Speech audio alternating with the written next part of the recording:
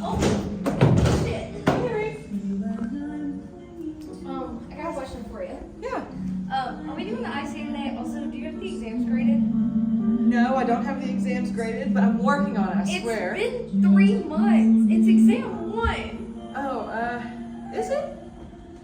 Also, we're going to do the ICA at the end of class. Don't worry, we are going to do it. I actually came up with what we're going to do. Alright, let's get started.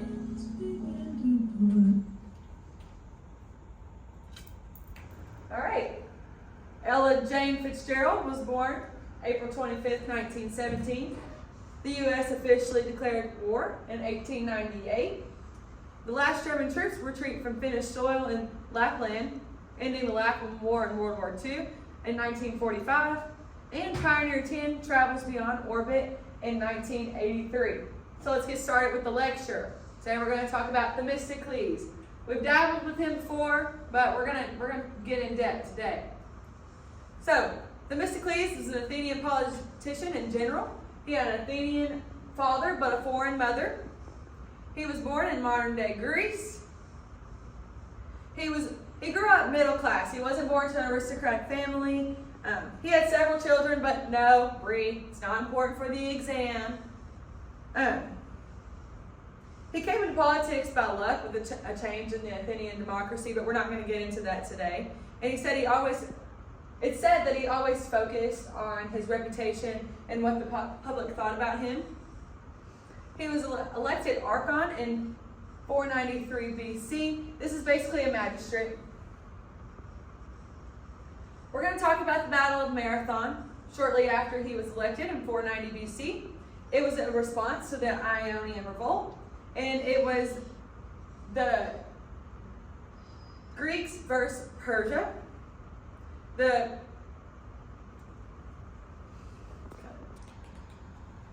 Themistocles advocated for a stronger navy. He wanted to create a thalassocracy.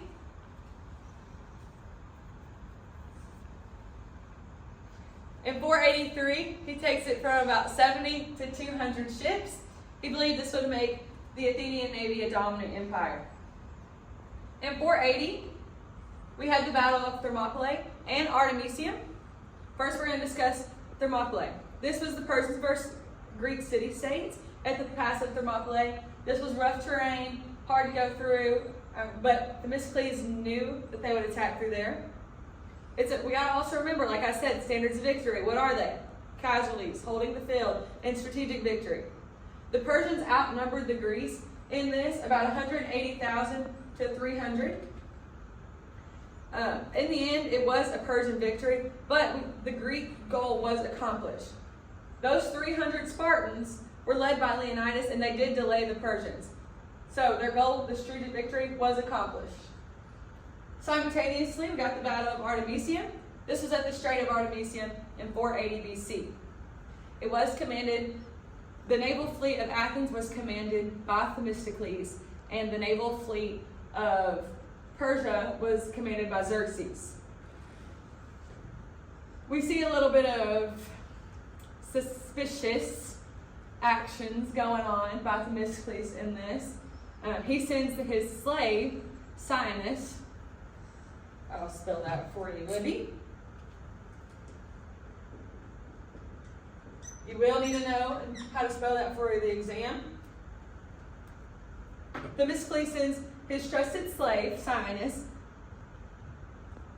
to the Persian fleet and to Xerxes, and tells him to take his fleet through the Strait of Salamis. He says, go there, the Greeks won't be ready. You can come in and take them out, quick win. This seems like it's good to sabotage, but at the same time it does create a backup plan, so we're going to see another instance where he does this. We have this probably isn't actually how they fought. Oh, sorry about that, last one. Okay, actually last one. Sorry. Battle of Salamis. The Greeks did have the advantage. Many Persian fleet were lost before the battle, which helps the Greeks. They lose most of their ships, but the Persians, also had large ships. They were hard to maneuver through the small strait, hard to get through. And we got to remember, they were led here by deception. So they think they can go in, they're going to take out the Greeks real easy, and they're going to get to go home. This is not the case. Xerxes, watching on the coast, sees that his fleet is getting destroyed by the Greeks. So he retreats, campaign's over. But after the war, got to remember, his trusted slave, Themistocles sends him once again to Xerxes and says, hey, I didn't actually have any responsibility in this. It was all on them, not on me. The Greeks eventually find out about this. After the Battle of Salamis, Themistocles wants to go, and he wants to go after Sparta. It's important to remember, the Greeks have been going through, which we just talked about, Marathon and Artemisium and Thermopylae. They've been going through war for, it's now the 480s, and we started in the 490s, and even before then, they've been going through a long time. But he continued, he wanted to take down Sparta. The Greeks could not get behind this. They were tired, they were exhausted. They saw Themistocles as war hungry, power hungry, and basically want to become a tyrant.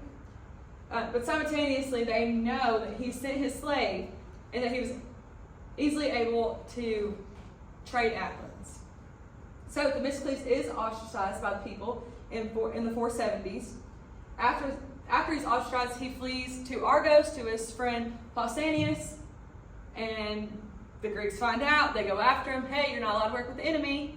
Duh. First rule, we should know this. From Argos, he goes to Persia, and he works under Xerxes' successor, Artaxerxes, and basically lives out the rest of his life, probably died of natural cause, in 459 BC. As you leave, do your homework. We'll get to that ICA eventually, I swear. And just remember those nice bonds we saw, because that's the brush of difference. All right, so I'll see everybody on whatever day we have this class. But what about the ICA? Next time. I swear. Griffin.